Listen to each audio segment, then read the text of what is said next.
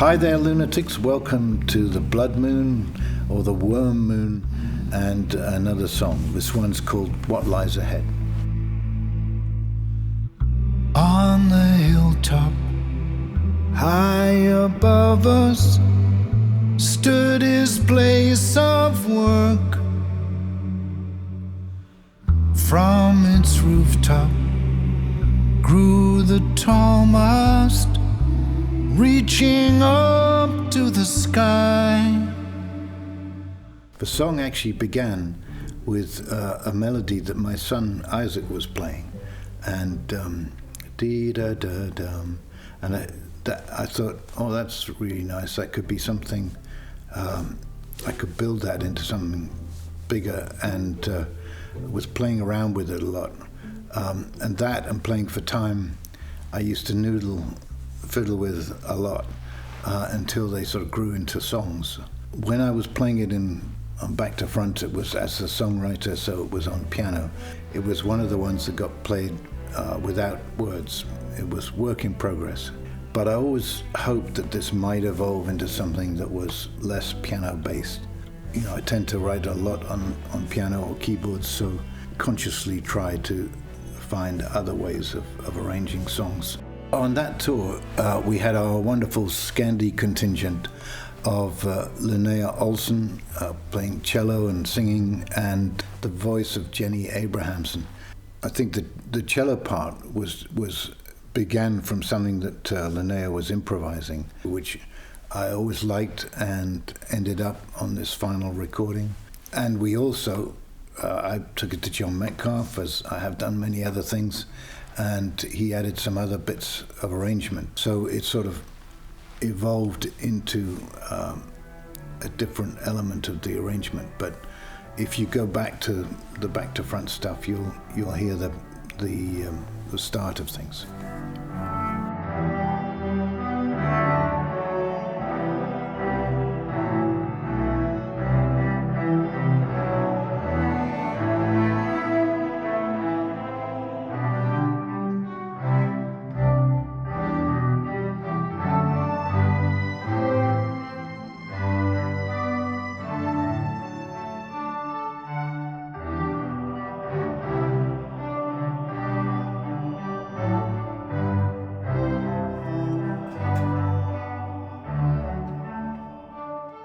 There is also more of the magnificent Orfejdrängar choir, another Scandinavian element, but we used them, I think, on Home, on the Aya record, and in fact that was the connection originally, because when I played stuff to Brian Eno and played this track, he said, oh, this would sound lovely if it had a male voice choir on it.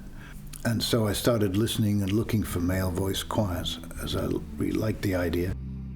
I've always liked spiritual or inspirational music, because sometimes people get to a different place when they remove themselves and are just present with this feeling of something bigger out there. And although I'm not religious myself, I definitely have the feeling for it, and I think that's what I was hoping we get with the choir at the front, that you go straight away into this other world, and I feel that that's something that they've created.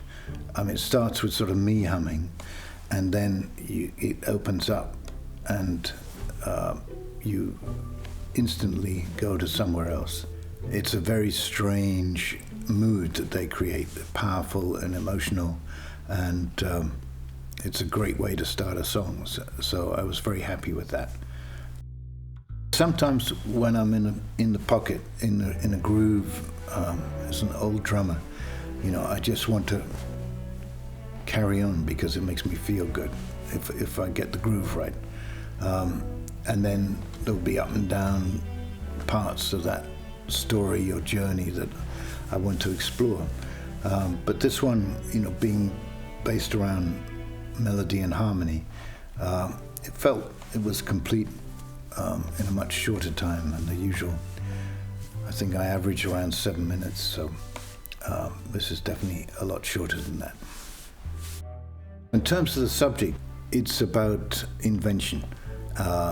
My dad was electrical engineer, inventor, and I saw him sort of go through the frustrations of not only trying to realize an idea, which has to normally go through so many iterations, but then sell it, both to the people who've got the money and then to the outside world. So I've always been curious about the creative process and how that applies to inventors.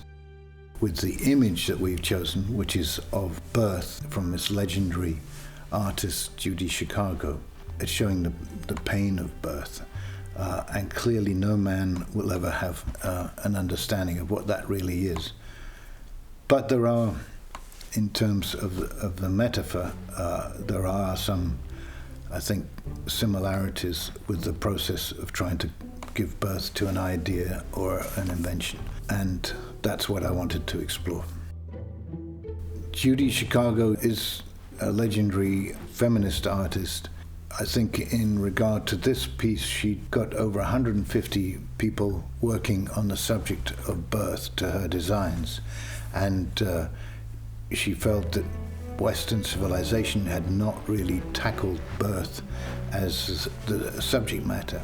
There's a wonderful quote from Judy Chicago where she said that truth can be found in the ignored, the forgotten, and the left out. It seems our society is backing away from open-minded thinking. I think the creative arts have been preserves for exploring ideas, for debate. And whether it's from the left or the right, I think people want to shut things down now. But I think it's good for people to explore areas that aren't being explored. This particular piece, which is titled Birth Tear/Tear, she in fact had embroidered by a woman called Jane Thompson in Houston, Texas. It's a really strong piece. So, I'm delighted that she was happy to let us use it. I'll be interested to hear what you think. What lies ahead? You have a good month. I'll see you very soon. Is forming in your head.